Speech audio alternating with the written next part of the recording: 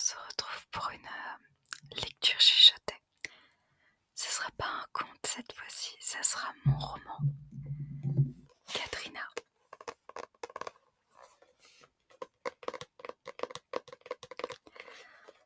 Donc, est-ce que c'est mieux comme ça? Donc, si tu ne me connais pas, moi c'est Sandra.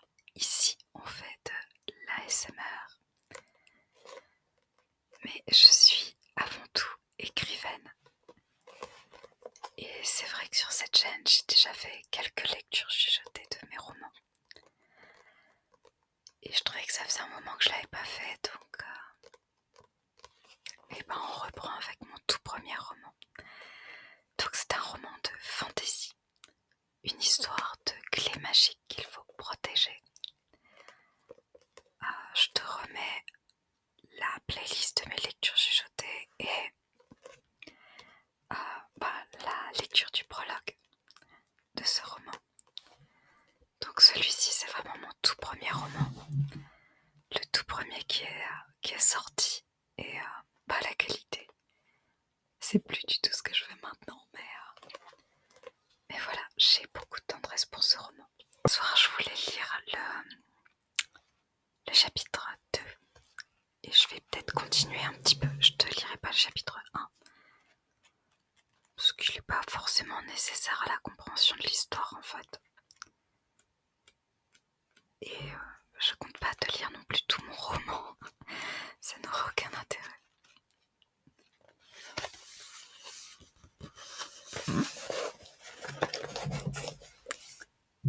Est-ce que je garde le filtre anti-pop ou pas? Est-ce que je garde? Je crois qu'on va le garder. Je crois pas qu'on va le garder. Je sais pas. On verra bien. Chapitre 2. Camille. Alors faut savoir que y a plusieurs points de vue dans ce roman, dans tous mes romans pratiquement. En fait, dans tous mes romans, il y a plusieurs points de vue. Je ne sais pas écrire un roman avec un seul point de vue. Ouais, voilà, je vais faire comme ça. Tu vas te dire qu'il y a eu beaucoup de changements, mais en fait, j'essaie de trouver le bon spot et voilà. Je crois qu'on va rester comme ça. Donc, il y a beaucoup de points de vue dans mes romans. Et là, même si le roman c'est Katrina, donc le personnage principal c'est Katrina, c'est un chapitre avec Camille. Il y a d'autres personnages dans le roman qui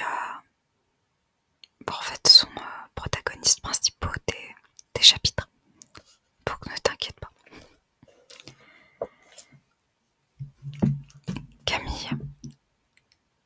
Camille emmena Katrina chez son frère William. Il espérait qu'une sortie lui changerait les idées. Il avait prévu d'aller voir le fils de William et de Jamine, en compagnie de Melinda, mais Melinda détestait les bébés. Elle n'aimait pas non plus la famille de Camille, qu'elle ne connaissait presque pas. Camille s'efforça de convaincre Katrina qu'elle n'avait pas besoin d'acheter quoi que ce soit à William et Jamine, et que Norvac, ayant à peine quelques jours, n'avait besoin de rien du tout. Toute leur vie, les Tellet avaient vécu dans la haine des Bartelli, et William était de loin celui qui était le plus proche de leur père et de ses convictions politiques et personnelles. Devant la porte de l'appartement, Camille regrettait de ne pas avoir prévenu son frère aîné qu'il viendrait accompagné de Katrina. Il espérait que William ne leur fermerait pas la porte au nez. Jamine et William vivaient dans un quartier plutôt tranquille, dans un appartement plutôt vieillot, dans un immeuble tout aussi vieillot. Mais c'était tout ce qu'ils avaient les moyens de se payer. William travaillait à la boutique de réparation magique familiale, mais cela ne lui permettait pas de gagner assez pour s'offrir un plus grand logement. Quant à Jamine, elle venait de décrocher un poste d'assistante à l'ambassade d'Iran. Elle travaillait à la fois pour les sorciers et les humains. Mais son poste n'était guère prestigieux et la paye non plus. Il semblait pourtant très heureux. Ils s'étaient mariés 8 mois plus tôt sous le regard noir de leurs pères respectifs. Camille avait cru l'espace d'une longue journée que son père était un sorcier connu. Il avait surpris de nombreuses conversations sur le compte de son père, mais il avait fini par se dire que la famille de Jamine ne faisait que répéter ce qu'il se disait sur les télés, et qu'il n'était qu'une famille de bons à rien, de marginaux, pauvres et brutaux. William ouvrit la porte, et de grands yeux les rendormit. Il ne semblait pas surpris, ni même dérangé par la présence de Katrina. Il était tout le portrait de leur père, un peu plus grand que la moyenne, les épaules carrées, les yeux bleus, les cheveux sombres. Il avait le nez aquilin et la même fossette au menton que leur père. Il était brutal, viril, renfrogné et colérique. Tout du moins c'est l'image que Camille gardait de William adolescent, avec lequel il s'était battu durant des années. « Monsieur Dalley, tiens donc !» bouffa l'aîné. À presque 26 ans, William était le premier à avoir un enfant, et il semblait ravi de pouponner.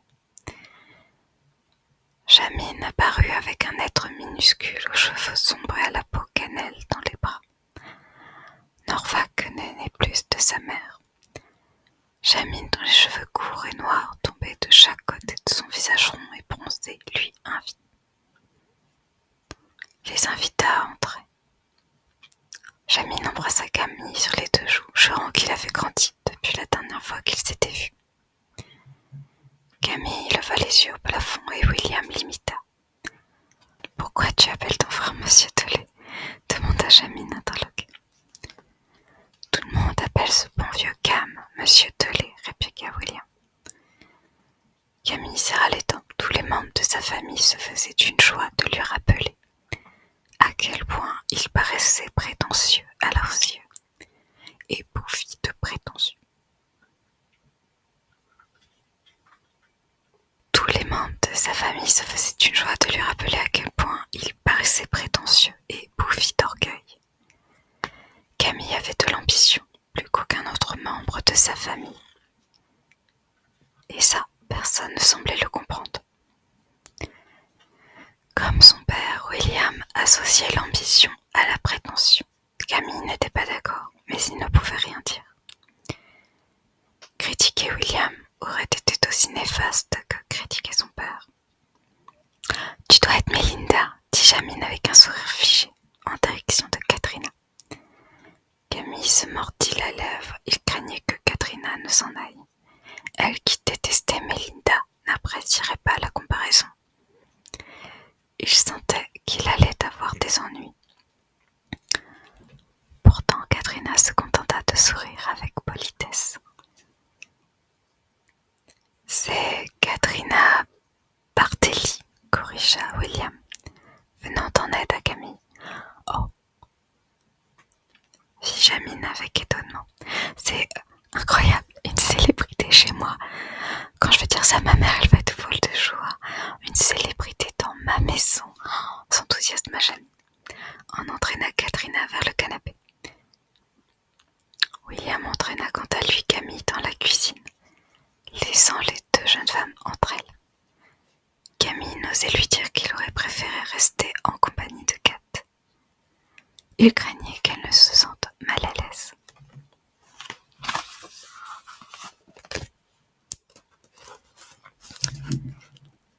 « Tu aurais dû prévenir, » dit William en se servant une bière au beau milieu de l'après-midi. « Tu ne bois toujours pas. » William décapsula la bouteille à l'aide de sa ceinture en cuir de dragon et but une rasade si longue qu'il vida la moitié de la bouteille, avant de s'essuyer les lèvres d'un revers de manche. « La Bartelli chez nous, » dit-il en se grattant la joue. « Si papa savait ça, Je ne pouvais pas la laisser seule, s'il te plaît, ne lui dis rien. Il saura quand même, papa sait toujours tout. Tu sais ce qu'ils disent dans les journaux? Ce qu'ils disent d'elle. Camille s'assit sur le banc de travail encombré. William le dévisageait d'un drôle d'air. Dans l'autre pièce, les rires des deux femmes semblaient avoir réveillé le bébé, à moins que ce ne soit l'heure de son biberon. Tu ne crois tout de même pas qu'elle a tué ses parents, murmura Camille. Papa dit que les Barthély ont été tués par un mage noir. Papa ne se trompe jamais sur rien. Camille ravala sa salive tout en observant William terminer sa bière, avant d'agiter un petit tatamé d'argent en direction de la cafetière qui s'enclencha rapidement. Camille ignorait que William utilisait ce genre de réceptacle magique. C'était souvent réservé aux mages noirs, et les autres sorciers se contentaient des pierres magiques. Les dragonniers, bien sûr, avaient leur épée lige, et d'autres sorciers utilisaient des baguettes, des ciseaux, des bolines ou encore des pendules, mais en atamé. Un atamé, demanda Camille méfiant. William jeta un coup d'œil par la baie vitrée. L'air méfiant, Camille se demanda bien ce qui pouvait lui prendre et pourquoi il faisait tant de mystère. Papa a dit que ça devient dangereux. Papa, demanda Camille. Il se passe des trucs bizarres depuis quelque temps. Je sais que toi, avec le magistère, vous pensez que tout va bien, mais les mages noirs sont inquiets. Il se passe des trucs, ajouta William à voix basse.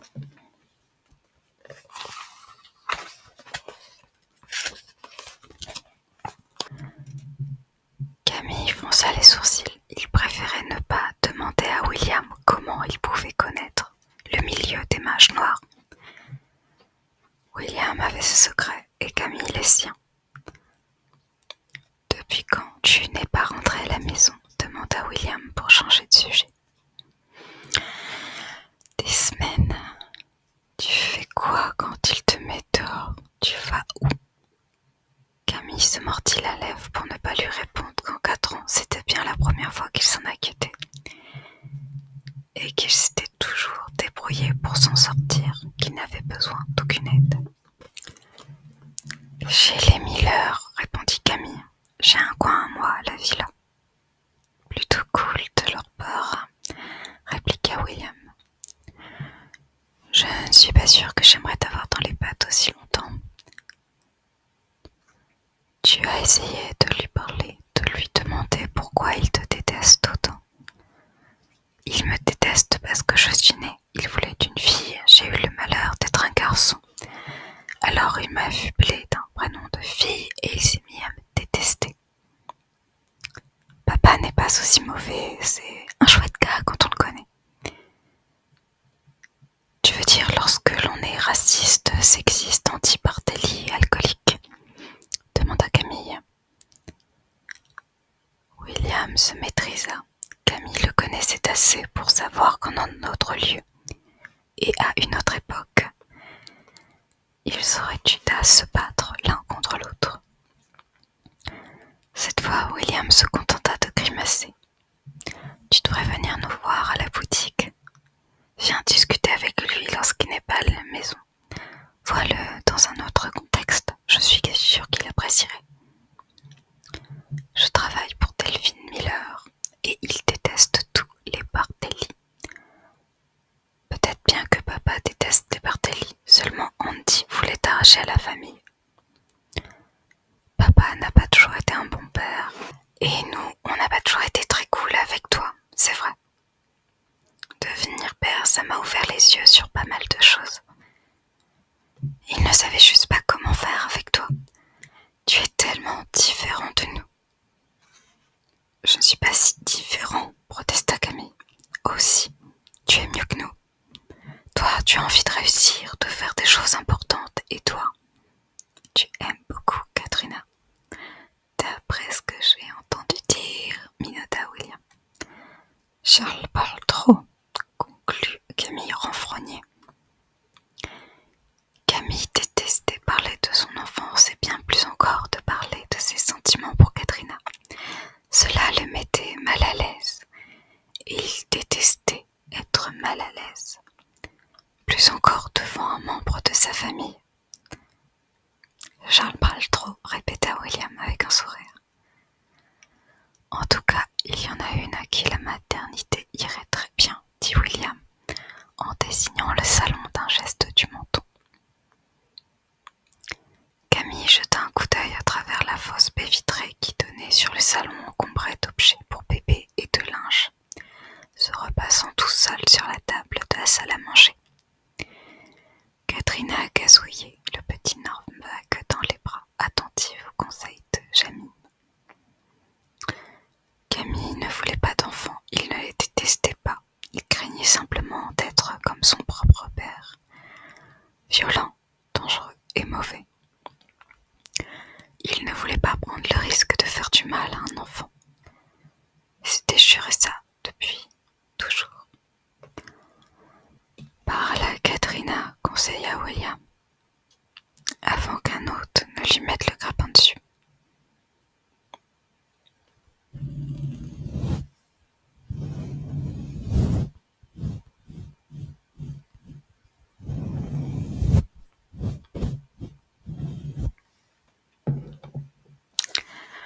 Où est-ce que tu étais ? Hurla Melinda pour couvrir le bruit de la musique et des conversations. Camille soupira, il le lui avait pourtant expliqué plusieurs fois au téléphone et par courrier magique. Melinda le dévisageait, les mains sur les hanches, ses longs cheveux blonds colorés. Savamment travaillé lui donnait l'air d'une tête à coiffer trop maquillée.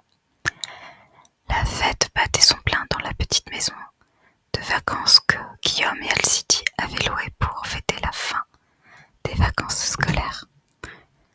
C'était une charmante petite maison avec un petit jardin, un grand salon et de l'espace pour danser. Camille soupçonnait Guillaume d'avoir agrandi les lieux par un sortilège d'expansion, mais il n'aurait pu le jurer. Des bouteilles vides et des verres volaient devant les convives, ainsi que des petits fours et des fleurs. Alcide aimait les fleurs et la nature chaque année. Le thème de la fête de fin d'été était les fleurs, et tout le monde s'y était fait.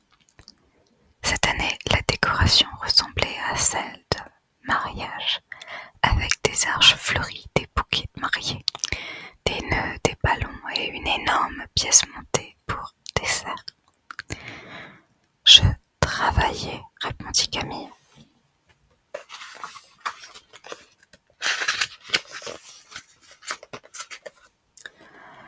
Tu veux dire que tu étais chez la Barthélie ? Elle est dangereuse. C'est écrit dans les journaux. Elle a tué ses parents. Katrina n'a tué personne et elle n'est pas plus dangereuse que toi. Camille ne vit pas venir la gifle que Melinda lui donna. Elle fulminait, les yeux étrangement plissés, comme si elle essayait de sonder ses pensées. Camille avait l'habitude de ses sautes d'humeur et de ses crises de nerfs. Elle dépassait les bornes plusieurs fois par semaine, mais il lui pardonnait. Ce n'était pas par amour. Camille ne l'aimait pas autant qu'il l'aurait fallu. Au contraire, parfois il en venait à la haïr. Mais Melinda lui changeait les idées. Tant qu'il pensait à elle, il ne pensait pas à Katrina. Envoie mes parents dans 3 jours, tâche de ne pas l'oublier. Melinda tourna les talons pour danser en compagnie de sa bande de copines. Camille détestait plus encore la bande de copines de Melinda qu'il ne méprisait Melinda. Elles étaient toutes plus bécasses les unes que les autres. Ne la laisse pas te traiter comme ça, dit Guillaume apparaissant derrière lui. Guillaume était grand, tout en muscles. Son plaisir et son travail, c'était l'escalade dès son plus jeune âge.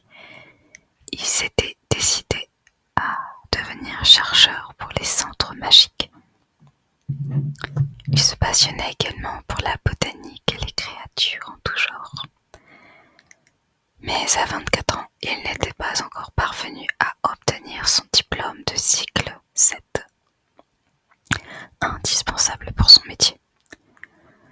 Tu aurais dû venir avec la Barthélie, dit Guillaume en pouffant. Et Mélinda l'aurait tué, ou c'est moi qu'elle l'aurait tué. Ou peut-être qu'elle se serait entretuée. Guillaume éclata de rire. Le grand gaillard blond avait le rire facile. Camille esquissa un sourire. L'été était plutôt amusante. Mettre Katrina et Mélinda dans la même pièce serait comique. Camille savait que Katrina gagnerait. Même si Mélinda était plus âgée, c'était Katrina qui avait le plus de pouvoir. Guillaume lui tapa dans le dos. J'aurais préféré que tu viennes avec la Barthélie qu'avec une chieuse de service, dit-il en mimant des guillemets avec ses doigts.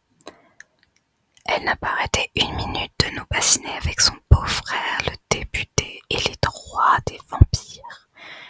Julien faillit lui arracher la langue. Il déteste les vampires. Tout le monde sait que Mélinda n'accorderait aucun droit à personne à part à elle-même. Elle est raciste, qu'est-ce que ça peut lui faire le droit des vampires? Elle sait bien que Julien est aussi raciste qu'elle. Tu crois qu'elle fait ça pour l'embêter? Camille attrapa une bière qui flottait devant lui. Il ne buvait jamais, mais pour une fois, il s'autorisait un verre. Dans sa robe mauve très simple, Alcide s'approcha d'eux, une couronne de fleurs posée sur ses cheveux bouclés. Elle souriait, radieuse et rayonnante. Camille se laissa embrasser sur les joues. Elle s'extasia de sa présence. Camille remarqua qu'elle flottait à quelques centimètres du sol grâce à un sortilège de lévitation. Alcide était douée pour ce domaine. Tu es tout seul, il est tout seul, Guillaume. Tu aurais dû lui dire de venir avec quelqu'un, méchant Guillaume, dit-elle avec affection. Quelqu'un l'appela à l'autre bout de la salle. Alcide s'excusa et partit, flottant dans un nuage de couleur rose magique qui venait de se former autour d'elle.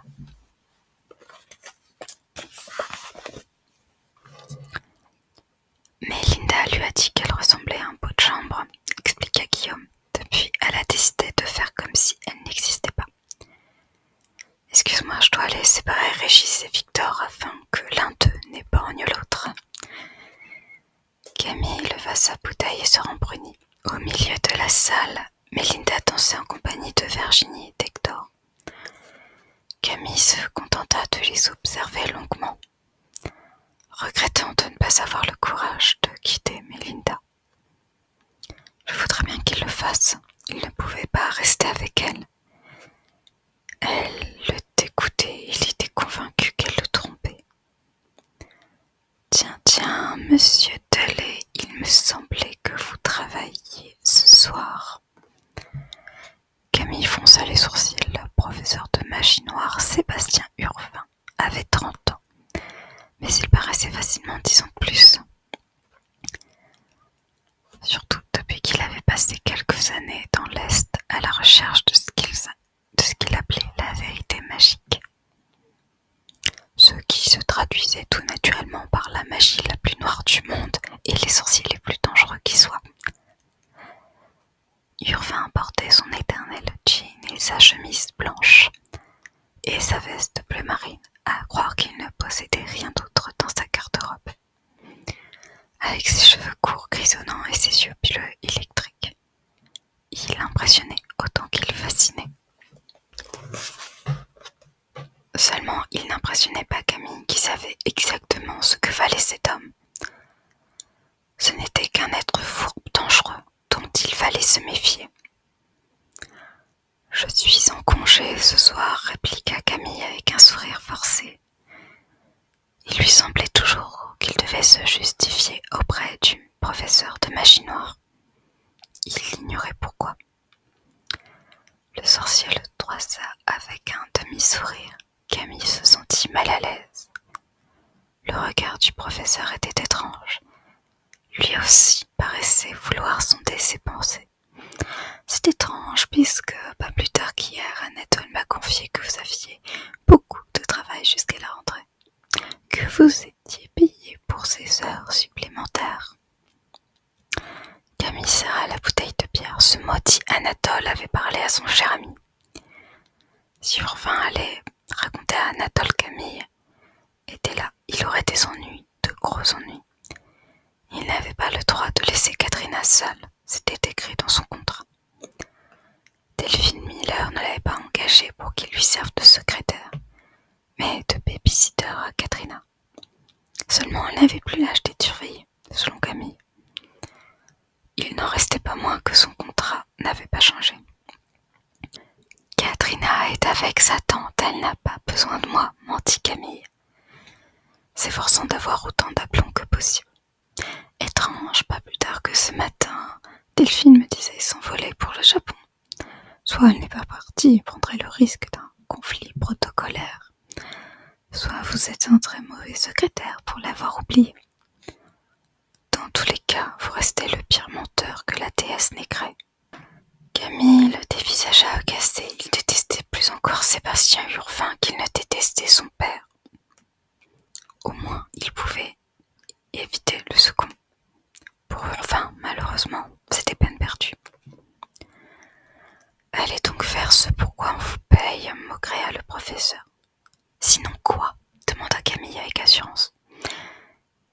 Ici, Urbain n'était qu'un simple sorcier, pas le professeur. Il ne pouvait rien contre lui.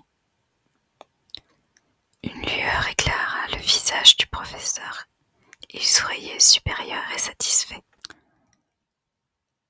Camille sentit une boule se former au creux de son estomac. Ses mains devinrent moites et sa bouche s'assécha. Urbain marqua une pause, détailla Camille de la tête aux pieds avec un sourire amusé. Le professeur savait que s'il parlait à Anatole, Delphine serait au courant et qu'elle s'empresserait de prévenir Gilles Delay. Par instinct, Camille se frotta à l'arrière de la tête. La dernière fois que Camille avait croisé son père, il s'en était sorti avec une fracture du crâne. Qu'est-ce que serait la prochaine fois ? Dis-moi, pourquoi Mélinda ? Interrogea le professeur alors que Camille buvait sa bière. Décidé à rentrer avant que Urbain ne se mette en tête de parler à Anatole de son escapade. Elle ne ressemble pas à la petite amie aimante ou à la figure de la femme de politicien qu'il te faudrait. Elle ne semble en rien à sa sœur, ajouta Sébastien Urbain. Delphine, ne te forme pas pour le plaisir d'admirer tes beaux yeux.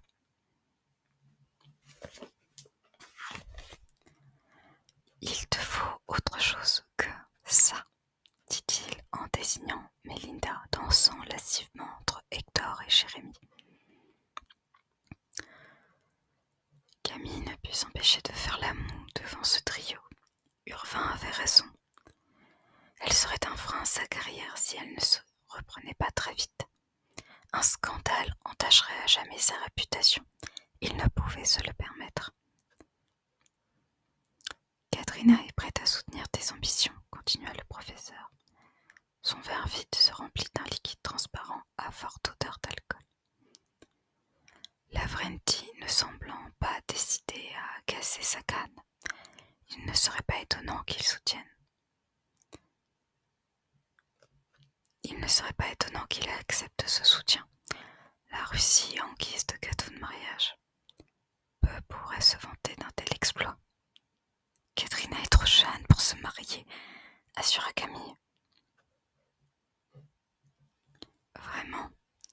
Pourtant Anatole m'a certifié qu'elle avait déjà reçu plusieurs demandes. Lavrenti a tout un stock de prétendants sur liste d'attente. Katrina est la dernière de ses héritières. Il serait dangereux qu'elle le reste trop longtemps. Camille éclata de rire. Il n'imaginait pas Katrina accepter l'une des demandes farfelues qu'elle avait reçues au cours de l'été. Pas plus que d'accepter de jouer les poules pondeuses. Urbain lui rappela qu'entre le cœur et la raison, il y a parfois un gouffre à combler.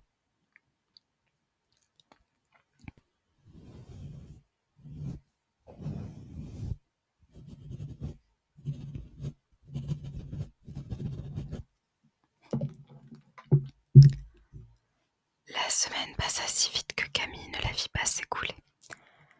Le déjeuner en compagnie des parents de Mélinda avait été annulé, car sa sœur ne pouvait y être présente. Camille acceptait volontiers ce répit. Ce soir-là, Katrina dormait, Delphine et Anatole discutaient. Au salon, Camille les avait souvent vus monter dans la chambre du premier tous les deux, mais se gardait bien d'en tirer des conclusions. Cela ne le regardait pas. Delphine buvait du vin dans un verre immense en riant. Elle assurait n'avoir eu une réunion aussi captivante depuis des années. Anatole était de son avis. Camille s'excusait de les déranger. Delphine semblait intriguée de le voir là. Elle détestait Mélinda, estimant que depuis que Camille sortait avec elle, il négligeait son travail. Anatole, est-ce que je peux vous parler? Delphine éclata de rire. Elle voulait en savoir plus sur la teneur de leur conversation, assurant que tout ce qui se passait sous son toit la concernait forcément.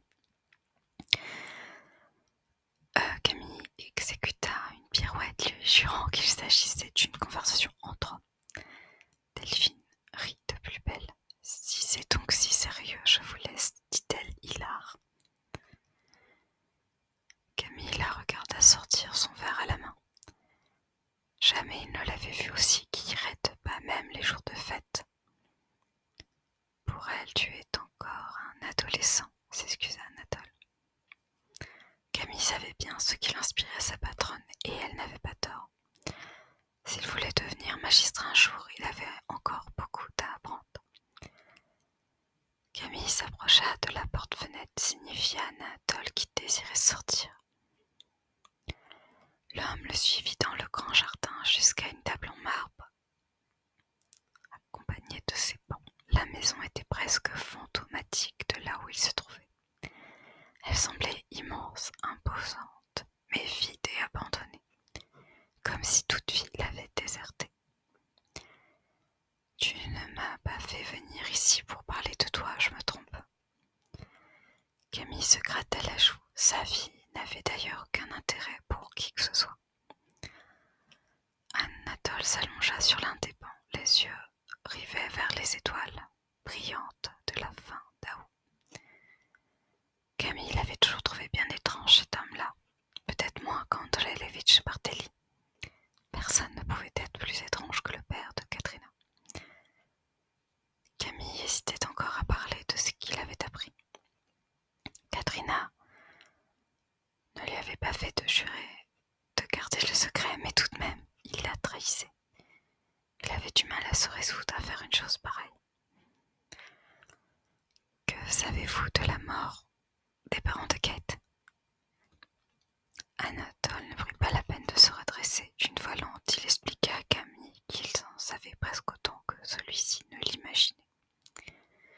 Sauf qu'il n'était pas disposé à en parler, à moins que Camille ne sache lui aussi, plus qu'il ne voulait l'admettre sur ce sujet. Il conclut en assurant qu'il savait tout. Camille s'assit sur le banc opposé, incapable de savoir si le magistrat lui disait la vérité, ou s'il essayait de lui faire dire ce qu'il savait. Enfant, Katrina faisait des cauchemars terribles. Maxence s'inquiétait beaucoup pour elle. Il a fait venir Laventi pour qu'il lise ses rêves.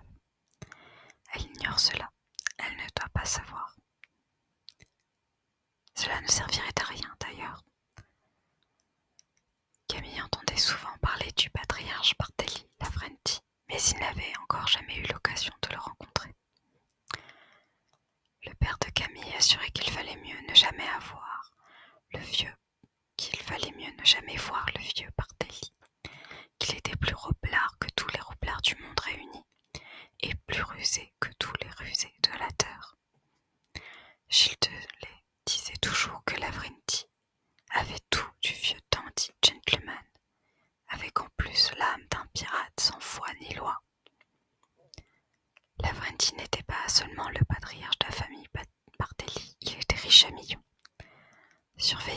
à cette fortune, en plus de veiller sur la Russie avec une jalousie farouche.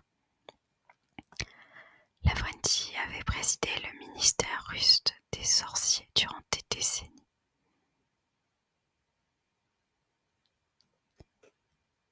Et il continuait encore.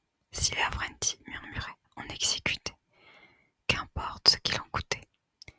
Camille se souvenait encore des menaces de guerre lorsqu'il était enfant, à l'instant même où Andy et sa famille étaient partis de France. Le gouvernement des sorciers russes avait voulu les attaquer.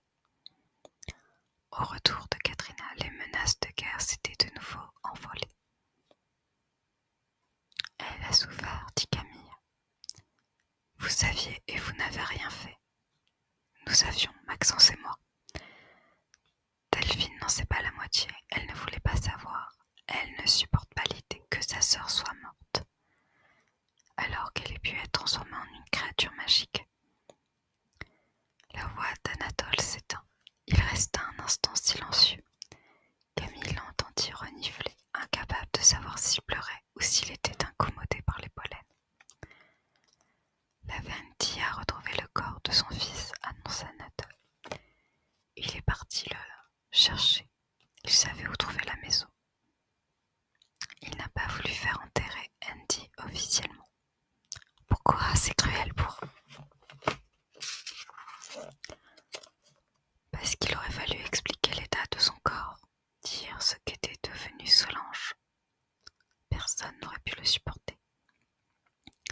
Ce qu'il reste d'Andy est dans la crypte familiale en Russie. Il se peut qu'un jour, Lavrenti en parle à Katrina. J'ai des doutes là-dessus. En tout cas, pas pour le moment. Camille ne supportait pas l'idée que l'on puisse laisser Katrina dans l'ignorance. Elle méritait de savoir. Elle vénérait son père depuis toujours. Elle aurait un endroit où le pleurer, où lui rendre hommage. Camille renonça à en discuter avec Anatole. Et Solange? On a retrouvé Solange. Pas officiellement. Lavrenti assure qu'il ignore où elle se trouve. Peut-être pourrit-elle dans un coin. Peut-être est-elle chez son maître. Vous n'y croyez pas. Un homme comme Lavrenti ignorait où trouver une créature dangereuse comme un nécromant. Tu peux y croire, toi? Demanda Anatole. Camille accepta cette explication. D'accord. Lavrenti avait retrouvé Andy et l'avait enterré dans le plus grand secret, pour protéger la réputation de Solange, pour protéger les gens de la panique aussi. Pourquoi cependant ne pas avoir parlé du nécromancien? Il était dangereux, cet homme-là. Il pouvait recommencer. Tu as entendu parler du massacre des nécromanciens? Interrogea Anatole, toujours le nez dans les étoiles. En Russie, il y a une dizaine d'années. Oh! S'exclama-t-il. Lavrenti achevait chasser les nécromanciens de Russie. C'est vrai qu'ils avaient toujours été bien accueillis là-bas. Des siècles d'accords entre les sorciers russes et la guilde nécromanciens balayés du jour au lendemain, dit Anatole, avec un geste de la main. Ce n'est pas juste les nécromanciens qu'il a expulsés, mais une bonne partie de son économie. Un homme comme Lavrenti n'aurait jamais pris le risque de faire crouler son pays, sans une bonne raison. Anatole avait raison. Camille regrettait de ne pas avoir fait le rapprochement de lui-même. Restait à savoir si Lavrenti avait trouvé le nécromancien en question, et s'il pourrissait dans l'une des atroces prisons sans nom, dont les sorciers russes avaient le secret.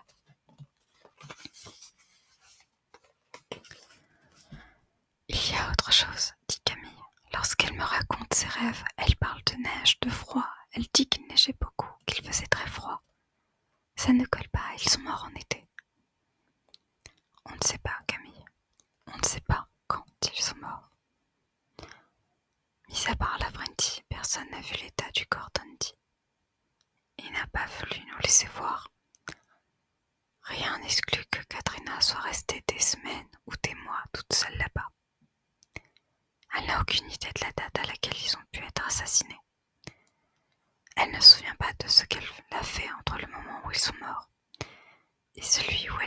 ici.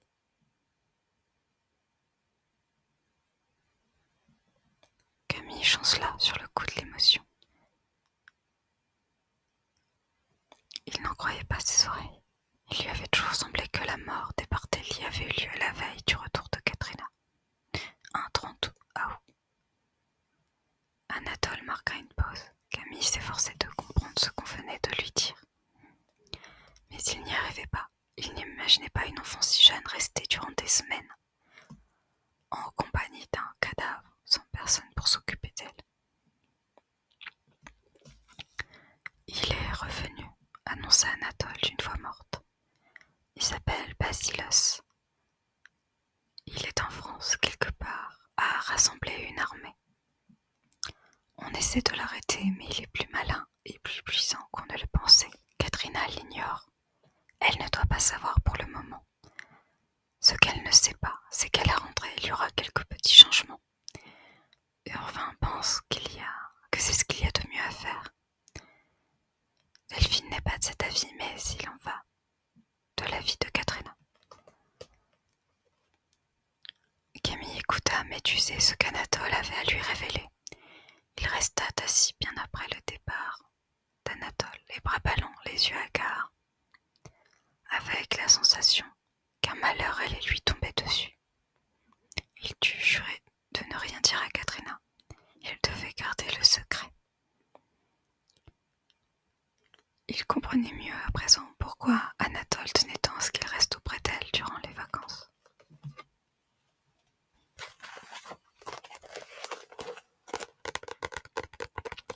Voilà pour le chapitre 2. Oui, si, chapitre 2.